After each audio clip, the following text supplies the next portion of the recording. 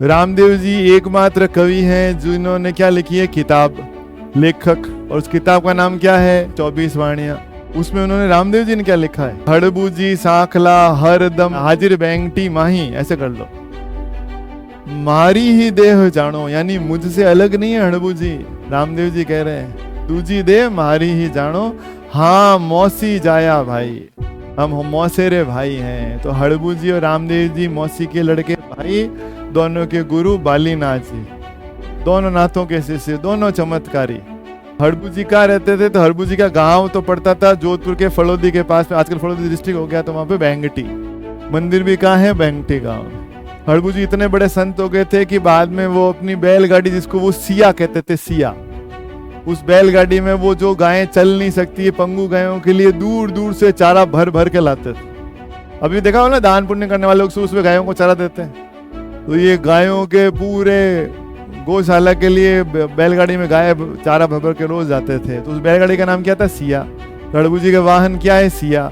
अब किताबों ने सिया का सियार कर दिया है। कई किताबों आपको मिलेगा हड़बूजी का वाहन कौन है, कि सियार।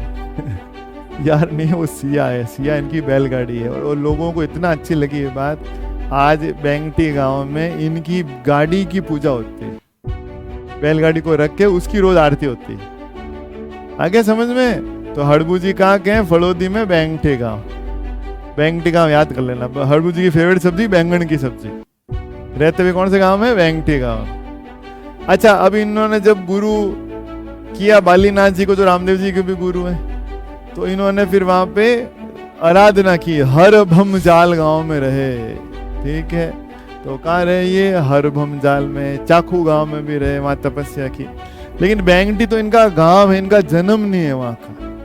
इनका जन्म जो है एक वो गांव है जो अपने अजमेर के पास ही पड़ता है, भूडौल।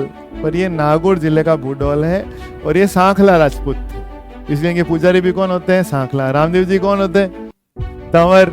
अच्छा, हड़बूजी इतने चमत्कारी हो गए थे कि राव जोधा से जब राणा कुंभा ने मंडोर छीन लिया था, तो राव जोधा इन्हीं के शरण में गए थे। तो इन्होंने कहते हैं कि राव जोधा को एक कटार भी दी, कुछ खाने को मूंग मूंग दिए कि मूंग खा के तुझे अटैक करेगा, जीतेगा।